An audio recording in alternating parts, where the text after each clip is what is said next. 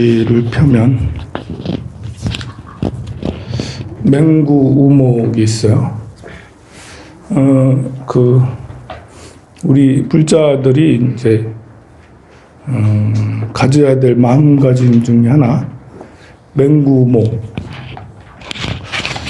눈멀 맹자에 거북구자, 만날 우자, 나무 목자. 나무를 만나라. 눈먼 거북이가. 눈먼 거북은 우리를 뜻하고, 나무는 부처님을 뜻하죠. 눈먼 거북이가 100년에 한 번씩 바다 저 신면에서 떠오르는데, 그 드넓은 바다에서 떠오를 때 물 수면 위에서 나무를 만날 수 있는, 나무를 만나서 걸터 앉아서 쉴 수 있는 확률은 거의 없다고 봐야 되죠. 그만큼 만나기 어려운 나무 판때기인데, 그것을 우리가 부처님을 만나는 것도 똑같다라는 것이죠. 우리는 출가하면서부터 이 말씀을 들었어요. 맹구 우목에 대한 말씀을. 그때도 참 이렇게 부처님 법 만나는 게 쉬운 게 아니구나. 그랬는데 점점 이제 이렇게 1년이 지나고 2년이 지나고 몇 년째는 그렇게 생각을 안 했는데, 한 10년, 20년이 지나면서부터는 정말 그 맹구 우목의 말씀이 더 이렇게 가슴에 와닿고 참 중요한 말씀이구나. 우리 이 불자뿐만 아니라 수행자들에게도 가장 중요한 말씀이 맹구 우목이구나. 만나기 어렵다는 거잖아요. 만나기 어려운데 만났으니 귀중한 거예요. 이 가르침을, 이 말씀을 잘 새기면 금은보화보다 불법 만나는 것이 정말 더 중요하구나. 또 심지어 부모님보다 더 중요한 게 불법이구나. 이렇게 새기면 새길수록 맹구 우목의 가르침은 가슴에 더 깊게 다가와요. 그래서 모든 불자들은 가장 기본적인 부처님 법을 절을 하면서, 정말 내가 만나기 어려운 법을 만났구나. 이런 것에 대한 이제 그 환희심, 그리고 그것의 소중함, 이런 것을 아는 것이 신심의 정도랑 관계가 있다고 저는 봅니다.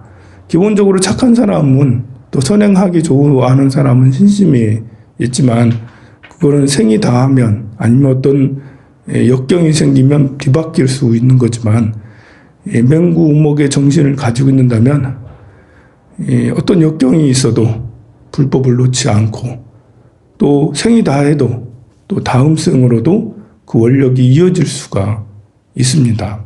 그래서 맹구 우목, 만나기 어려운 것을 만났다라는, 그렇게 생각을 하면 금강경의 말씀이나 법화경의 말씀에서 이렇게 법화경을 수지독송, 금강경을 서사 해설 이렇게 하는 그 공덕이 삼천대천세계의 금은보화로 가득해서 보시하는 것보다 더 중요하다, 더 공덕이 크다 라는 말도 저절로 이해가 되고 저절로 풀리게 되죠. 애절하게 부처님 전에 3,000배를 하고 10,000배를 하고, 가진 전 재산도 기부하기도 하고, 몸과 마음을 다 써서 죽도록 정진하는 이유도 맹구 우목에 대한 정신을 안다면 정말 그럴 수밖에 없겠구나. 이런, 나도 그렇게 해야지라는 마음이 일어나겠죠. 정덕 정한, 정장 정한, 정덕은 어머니고요. 묘장어망 본사품은 왜 법화경 안에 있을까? 법화경이 28개 품 중에 27번째 자리 잡은 묘장어망 본사품은 왜 부처님께서 설하셨을까? 곰곰이 많은 생각을 하게 됩니다. 법화경을 공부하다 보면 그냥 이렇게 지나치기 쉬운 품 중에 묘장엄만 봉사품이나 보현보살 곤바품은 그냥 지나치기가 쉬워요. 제일 뒤에 있어가지고 우리가 본래 제일 뒤에 있으면 좀 이제 이상하게 제일 뒤에 있는 것들은 기억을 별로 안 하고 그냥 넘어갈 때가 많아요. 보면 이 법화경에 제일 많이 기억하는 것은 방편품, 신해품처럼 화택의 비유나 궁자의 비유 그리고 열애수량품처럼 중요하게 스님이 중요하다고 맨날 그렇게 하는 품하고 이렇게 제바달탑 같은 이런 품 좀 인상적이잖아요. 근데 묘장엄한봉사품하고 이 보현보살 금박품 제일 뒤에 있어서 이거 뭐지? 이제 이 묘장엄한에 대해서 막 얘기하면 법화경이 그런 게 있었나? 라면서 이제 그러기 쉬운 품입니다. 왜 묘장엄망이 있을까? 법화경에는 가족관계 얘기가 굉장히 많이 나오고 왕과 아들과의 관계, 또 이제 장자와 아들과의 관계, 아버지 아들 관계가 유독 많이 나오는 경이 이제 법화경이에요. 다른 부분하고 다르게 대체로 아버지가 아들에게 뭘 해주는 그런 법화경을 설해도 왕인 아버지가 아들들에게 설해주고 왕이 깨달음을 얻고 뭐 이렇게 부처가 되고 이렇게 하기도 하고 아버지가 이제 그 약을 이제 만들어서 아들들에게 주고 아버지가 이제 뭐 구해주고 아버지가 이제 전 재산을 상속해주고 뭐 이런 거였는데 여기는 거꾸로죠. 아들이 아버지를 교화하는 그런 부분이에요. 현대적으로 살펴보면 인권적으로 이제 살펴보면 묘장엄한 부분 굉장히 이렇게 인권적으로도 고르고 남녀 평등이 거의 이루어져 있는 품이라 할 수가 있겠죠. 어머니를 두 아들이 이 어머니랑 친근하고 어머니에게 공경하고 이 어머니에게 출가하겠다고 이렇게 말하기도 하고 또 어머니는 네 아버지가 왕이 네 아버지가 좀 외도를 너무 좋아해서 네 아버지를 위해서 좀 뭘 해라. 가서 교화를 해라. 그래서 이제 그 말도 어머니한테 듣게 되죠. 그 말을 듣고 이제 아버지에게 가서 허공에 올라가서 앉기도 하고 눕기도 하고 신통 변화를 보여서 아버지의 태도가 달라지게 됩니다. 나중에 그 아버지하고 부인하고 아들, 딸들은 이렇게 그 누구누가 된다라고 그렇게 되죠. 요 보살님은 광명장엄인가? 광조장엄상 보살이 되고 묘장엄함은 이제 화덕보살이 되고 이렇게 그 두 아들은 야광과 약상이 된다라고 그렇게 그 지금 여기 있는 야광 약상 보살과 정덕보살과 광조장엄상 보살은 과거에 묘장엄망에 일가주겠다라고 이렇게 설법을 하시죠. 그런 거 보면 여성이 그 출가를 해서 수행을 해서 깨달음을 부처가 될 수 있냐 없냐에 대한 논리는 이미 제바달타 품에서 여성들도 성불할 수 있다라는 것을 보여줬지만 여기서도 역시 여성들도 출가해서 수행을 해서 이렇게 대보살이 된다. 여기서 지금 법화경의 설법에 참여할 정도의 보살들이라면 대보살이고 거의 부처님의 지위에 다 올라갔고 원력이 있어서 아직 부처가 되지 않는 보살들이라 할 수가 있겠죠. 그러면 이제 광조장엄상 보살님은 전생에 여성이었다. 여러분들은 지금 이 시대는 이제 남녀 평등한 시대였지만 과거 시대는 여성은 태어나지 말아야 안 태어났으면 좋겠다 여성으로 그렇게 했었던 때예요. 그러면 여성이 죽으면 다음에 계속 여성이 되나? 아니면 여성이 죽으면 축생이 되나? 여성이 죽으면 지옥이 되나? 아니죠. 여성들도 죽으면 남성으로 태어날 수가 있는 것이잖아요. 그런데도 우리는 여성 차별이 굉장히 심했어요. 여성도 죽으면 남자가 될 수 있고, 남자가 죽으면 또 여성이 될 수가 있어요. 언제든지 그 상황은 바뀔 수가 있죠. 남자가 지 아무리 뛰어나도 다음 생에 여성이 될 수가 있는 거고, 여성이 뭐 약해도 다음 생에 남성이 될 수 있는데, 우리는 지금까지도 그 남성 여성에 대한 이 그런 불평등은 아직 해결되지 않고 있게 됩니다. 법화경은 대승불교의 최고의 경전이고, 그리고 이런 이제 성적 평등도 이렇게 말씀하시는 부처님의 어떤 그런 인권에 대해서 우리가 알 수가 있죠. 그리고 묘장원 왕도 의외로 외도를 믿었지만 굉장히 겸손함을 알 수가 있죠.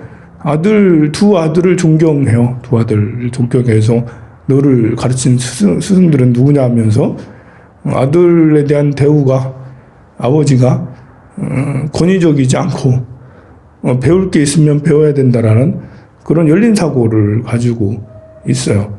흔치 않거든요. 보통 과거의 부모들은 보통 이 아들들을, 자식들을 어떤 종속으로 이렇게 여기고, 내가 더 잘났다, 나이가 많은 내가 더 낫다, 내가 아버지다 라는 상을 내세우기 쉬운데, 여기서는 그 정장과 정한이란 두 아들을 굉장히 존중해 주죠. 이것이야말로 이제 우리 불도에서 말하는 이제 나이가 아니라 법을 우선시한다. 우린 항상 그런 걸 염두에 둬야 되는 거죠. 우리 출가자들이 법납을 출가한 연도를 되게 중요시 여겨서 출가한 순으로 형과 아우가 돼요. 내가 19살에 출가를 했는데 그때 내 뒤에 사제 몇 년 뒤에 사제가 그 되신 분이 거의 50이 다 돼서 출가를 했어요. 지금 이제 가보생이니까 65세 정도 된 64세인가? 나는 아직 나보다 20살 가까이 많아요. 근데 이 스님은 이제 내 사제 스님이 되는 거죠. 저는 이 스님한테 반말을 안 하지만 반말해도 안 되지만 그런 나이도 있으니까요. 그렇지만 사형이니까 스님은 되게 굉장히 깍듯하게 대해주시고 그렇습니다. 법납, 출가한 나이, 우리가 속에 이 스님의 수행의 단계가 속마음은 어떤지 모르잖아요. 수행의 단계를 모르잖아요. 그거는 잘 모르니까 출가한 나이로 그 위아래를 절에서는 그렇게 따지고 그렇습니다. 제가자야 뭐 어떻게 그렇게 할 수가 없는데 출가한 자는 수계가 있으니까요. 그래서 나이보다 법을 더 우선시한다. 항상 머릿속에 우리는 그걸 생각을 둬야 되죠. 불자들도 나이 갖고 서로 이렇게 차별하고 우기지 말라 좀. 나이가 많고 적고를 가지고 나이도 얼마 안 되는 게 하면서 그런 생각은 버려야 된다. 오히려 지금은 젊은이들이 더 똑똑할 수 있다. 더 현실적이고 젊은이들이 지금 10대, 20대가 굉장히 어리석어 보이고 그래 하지만 그들 중에서는 그 현명한 아이들도 굉장히 많이 있습니다. 그건 3살, 4살, 5살, 6살 아이들도 마찬가지예요.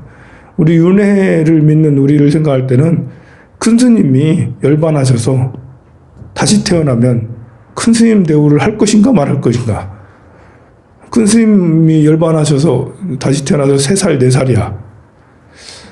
티베트 같은 데는 이제 림포체라면서 그분에게 법을 청하고 절을 올리고 이렇게 하죠. 굉장히 극존하게 대우를 해주죠. 우리는 안 그러죠. 그런 문화도 없을 뿐더러 얘가 큰 스님인지 아닌지도 이런 것도 잘 판별해내기 어렵고 그렇습니다. 우리 앞에 있는 이 어린이가 전생에 큰 스님이었을 수도 있는 것이잖아요. 그러니 우리는 그 아이를 함부로 대하지 않고 그 아이의 말을 그냥 지나쳐 듣기보다는 귀 기울여 듣고 존중해줘야 될 그게 바로 우리 불자의 마음이지 않겠어요? 관세음보살님은 언제 어디서 나타날지 몰라요. 그러니 우리는 항상 이분이 관세음보살일까 하면서 존중을 해줘야 되지 않겠습니까? 그것이 이 성별과 나이를 초월한 그냥 인간 자체로서 사람 자체로서의 존중을 해야 될 우리 부처님의 참 가르침이라고 저는 봐요. 그 6월 말부터 고생이 좀 있을 것 같아. 고난의 행군이 좀 있을 것 같아. 저 개인적으로요. 여러분들도 같이 그 부담을 가질 수도 있어요. 맨날 아침밥을 맛있게 해주는 보살님이 이렇게 입원하신다고 해가지고 수술하신다고 그래서 큰일이네 이제 하면서 그래가지고 여러분들이 한 7월 달부터 몇 개월 동안은 서로가 더 도와가면서 그렇게 많이 도움을 주셔야 되지 않겠나 그런 생각이 들어요. 아직 좀 많이 남아서 한 20여일 남았기 때문에 그래도 마음속으로는 계속 큰일이네 하면서 간담이 있어도 그렇습니다. 살면서 이제 고난이나 역경 또 어려움 같은 것은 늘 부딪히는 게 우리 내 삶이지만 견뎌내고 이겨내야죠. 또 다른 좋은 일이 생기겠죠. 마치도록 하겠습니다.